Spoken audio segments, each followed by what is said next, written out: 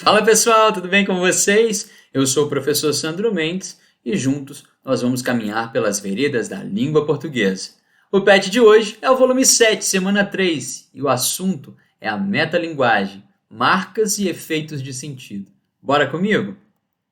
Mas se você ainda não é inscrito no nosso canal, se inscreva, né? Ative aí o sininho para ficar por dentro das novidades e, é claro, façam as suas perguntas, afinal de contas, são elas que me movem a fazer aquilo que eu mais amo, ensinar, pessoal. Para mim não existe educação sem a oportunidade e a liberdade da pergunta. Por isso, perguntem bastante aqui, encham esse canal de perguntas para que a gente possa responder um a um de vocês, ok? E do mais, pessoal, nos siga nas nossas redes sociais, nosso Facebook, nosso Instagram, nosso Twitter e aqui, é claro, no YouTube. Se gostar desse vídeo, ao final dele, lembre-se de dar aquele joinha, beleza? E também visite a nossa plataforma www.plataformaescolaonline.com.br, beleza?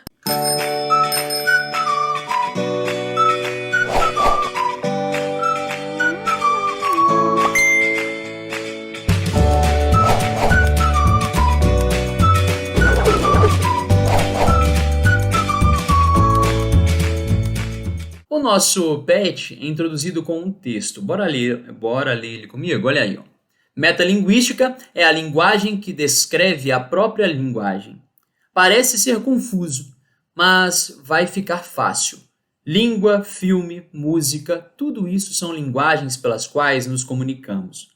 A metalinguagem ocorre quando uma linguagem, um filme, por exemplo, descreve a própria linguagem. Um filme que conta como se faz um filme. Ficou claro? Vamos analisar um exemplo para ficar mais claro. O quadrinho é um exemplo de metalinguagem. Me acompanhe para entender. O quadrinho é uma forma de linguagem, não é? O personagem do quadrinho fala sobre um elemento do próprio quadrinho, o balão de diálogo. Olha aí, no caso, o quadrinho que ele está se referindo é o quadrinho que está ao lado, beleza? Já que o assunto do quadrinho é o próprio quadrinho, temos uma metalinguagem. Bora ver como é que isso acontece, pessoal? Olha aí, ó. Que foi? Não sei se olho para você ou para o balão. Então, olha só que interessante. Ele está reportando dois elementos do quadrinho, né? O balão ali, né, que vai trazer a linguagem verbal, e ela, que é a linguagem não verbal, não é mesmo? Então, ele aponta aí essas duas marcas que são características do quadrinho, não é mesmo? Então, notem como a linguagem do quadrinho é falada dentro dele mesmo, né? Beleza? Flor, telefone, moça. Carlos Drummond de Andrade. Não, não é conto. Sou apenas um sujeito que escuta algumas vezes, que outras não escuta. E vai passando. Naquele dia escutei, certamente porque era a amiga quem falava. E é doce ouvir os amigos, ainda quando não falam. Porque amigo tem o dom de fazer compreender até sem sinais, até sem olhos. Falava-se de cemitérios, de telefones, não me lembro. De qualquer modo, a amiga, bom, agora me recordo que a conversa era sobre flores. Ficou subitamente grave, sua voz murchou um pouquinho. Sei de um caso de flor que é tão triste. E sorrindo, mas você não vai acreditar, juro. Quem sabe? Tudo depende da pessoa que conta, como do jeito de contar.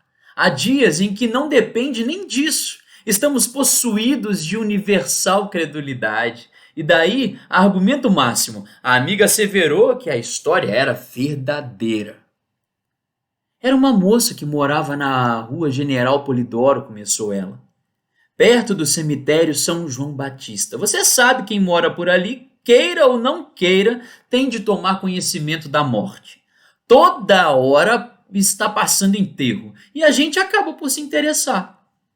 Não é tão empolgante como navios ou casamentos ou carruagem de rei, mas sempre merece ser olhado.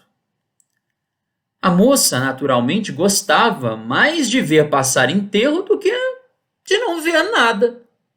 E se fosse ficar triste diante de tanto corpo desfilando, havia de estar bem arranjada.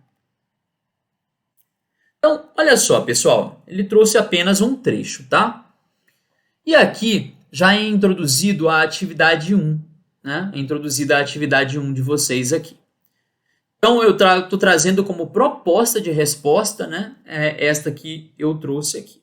Mas lembrem-se que é uma proposta e não a verdade absoluta, tá, pessoal? Aqui há um fragmento, um norte em que vocês podem se iluminar, beleza? Então, não é uma verdade absoluta, pode ter algumas lacunas que vocês podem preencher, beleza? Mas é aqui um norte para vocês, ok? Não é de interesse nosso que vocês copiem a nossa proposta como resposta de vocês, beleza? Então façam à luz desta a resposta de vocês, ok? Então olha lá comigo, ó. O início deste conto é marcado pela presença da metalinguística. Então, lembrando que metalinguística é aquela linguagem que se auto-explica, né? Então, é uma linguagem que fala dela mesma, né? Então, por que o trecho lido é metalinguístico? Então, bora lá comigo, ó. O início do texto é marcado pela metalinguagem, devido ao fato do narrador expor como será sua narrativa em seu próprio ato narrativo. Beleza? Então, quando ele anuncia lá que não é um conto, não é um conto, né? Porque quem conta um conto aumenta um ponto. Então ele está mostrando, na verdade, que esse texto em que ele traz, né, é aquele texto com base na verdade. Essa minha ideia pode ser ratificada naquele trecho em que a amiga dele fala, né? Esta é uma história real, uma história verdadeira, né? Então, notem que isso ratifica o que ele traz lá no início. Não é um conto, né? Então, beleza, pessoal? Então, tomem cuidado aqui, ok? Então, quando ele anuncia como vai ser a narrativa dele por meio do ato narrativo, né? Ele está fazendo uma metalinguagem, ok? Atividade de número 2. Olha aí, ó. Com quem o autor do texto está conversando? Opa, paramos por aqui, né? Tomem muito cuidado, já falamos disso aqui no canal, né? O autor do texto está conversando? Não, né? Nós não temos aqui uma confirmação de que o narrador do texto, a primeira pessoa do texto, se confunde com o autor, tá?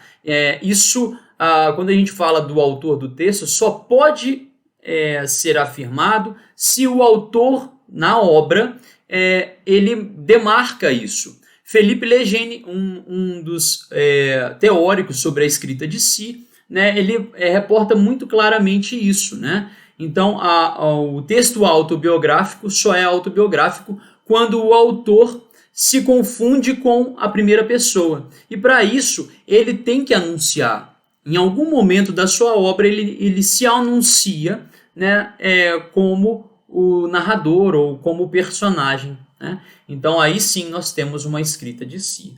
Mas fora isso, nós não podemos confundir, apesar de o personagem chamar Carlos, né, que remete a Carlos Drummond de Andrade e tal, mas não é o único Carlos, né, do mundo, né? Então existem outros Carlos também. Então pode ser qualquer Carlos, ok? Então tomem muito cuidado para não confundir esse texto como um texto autobiográfico, porque o próprio autor não anuncia a sua autobiografia. Há traços, né, autobiográficos na obra do Drummond, que a gente desconfia que é autobiográfico, mas a gente não pode afirmar, categorizar, até porque em muitas dessas situações o Drummond não se anuncia como o narrador, né? Como o integrante do texto, como participante do texto, beleza? Então é só para a gente poder acertar aqui os passos, ok, pessoal? Então justifique com uma parte do texto. Então com quem que o narrador está conversando, né? Com quem que a primeira pessoa do texto, né, ali está conversando. Então justifique com uma parte do texto, ok? Então, ó, diante da narrativa, o narrador de nome Carlos tece uma interlocução com o leitor. Olha lá no início, toma bastante cuidado, tá, pessoal? No início da narrativa, ele já traça uma conversa com nós, leitores, né? Então, contando-lhe a história que ouviu de uma amiga. Olha que interessante, né? O próprio narrador nos conta uma história que é, na verdade, um recontar, né? Ela veio de outra pessoa. Então, quando ele, na verdade, coloca não é um conto, ele já está fazendo dela um conto, né? Então, ele está contando de volta para outra pessoa e nos proporcionando a continuar, na verdade, com essa bola de neve a contar para outras pessoas, não é mesmo? Então, é como se ele fosse agora o nosso amigo, né? Nos contar uma história e propiciando que a gente continue com essa bola de neve aí, né? Então, a contá-la de novo, né? Então, enfim, pessoal, olha aí, ó. O que pode ser comprovado no trecho? Sou apenas um sujeito que escuta algumas vezes, que outras não escuta e vai passando. Naquele dia escutei, certamente porque era a amiga quem falava. Então, ele está contando da amiga a nós, né? Ele está reportando da amiga ali e reproduzindo as suas falas, mas reproduzindo as suas falas e compondo aquela história ali, mas contando toda essa história para nós, leitores, ok? Para que nós possamos continuar com esse conto, a reproduzi-lo aí no tempo e no espaço para outras pessoas, para outros leitores, ok? Atividade de número 3, olha aí, ó. Agora, para completar, leia a tirinha seguinte e faça o que se pede. O bugio. Vou fazer uma metalinguagem. Quase. Pronto! E aí ele reproduz a tirinha que nós estamos vendo, né? Como num espelho aqui, eu vejo no quadrinho Bugio o quadrinho dele mesmo sendo reproduzido, né? Então, explique por que a tirinha anterior é um texto metalinguístico. Então, proposta de resposta bem direta e precisa, né? O bugião é um exemplo de texto metalinguístico porque a tirinha é utilizada para tratar do ato de produção da própria tirinha, ok? Então, ela fala de si, né? A própria tirinha está falando de si. Olha que interessante. Então, nós temos um texto metalinguístico, ok? Pessoal, se você gostou dessa aula, né? Se vocês gostaram, dá aquele joinha para fortalecer o canal. E, pessoal, não se esqueçam de uma coisa, estudem bastante, porque a vida é muito curta para ser pequena. Então façam da sua vida grandiosa, né? Tomem aí à mão o seu pincel e sua tinta e faça da sua vida a sua grande obra de arte. Um beijo no seu coração e até a próxima aula. Valeu!